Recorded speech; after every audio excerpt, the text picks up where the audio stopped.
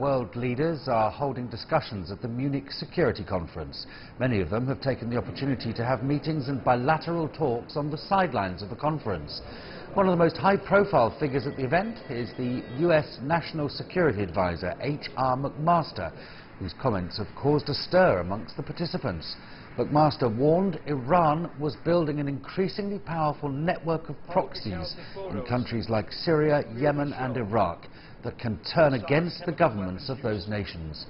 He also said Washington would take a harder stance against those deemed as a threat to the US and its allies.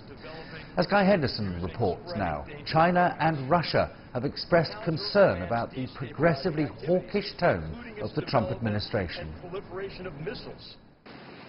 Cautious optimism here in Munich that dialogue could potentially de-escalate tensions in the Korean Peninsula, both from officials in China and the Republic of Korea, but a broader discussion here too about the potential implications of this new United States national security strategy which has emerged over the past few months, something that H.R. McMaster, the US National Security Adviser, explained to delegates here earlier was primarily designed to do more to push back at countries that, in the view of his administration in the United States, wants to do harm to the United States and its allies.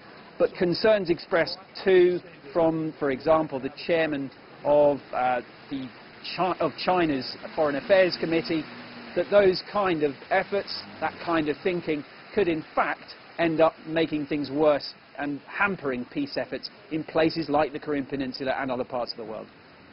Many of you present belong to the US-led military alliance, but some of them are not. We are outside the alignment. So do we have the same security concern? And can we trust each other?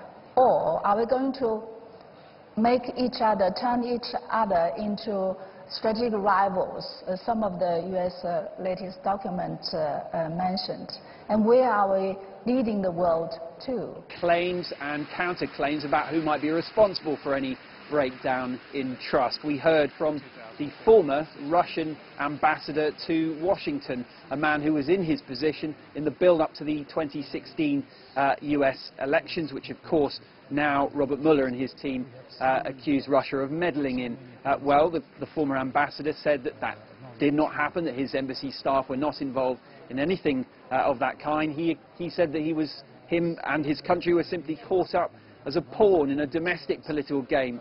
He expressed concerns as well that, in his view, the US might be looking to use nuclear weapons as more of a fighting instrument than a classic deterrent.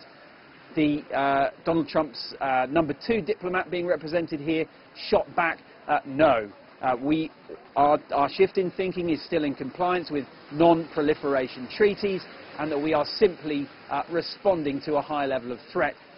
And he singled out Russia as being the cause of that. Guy Henderson, CGTN, Munich.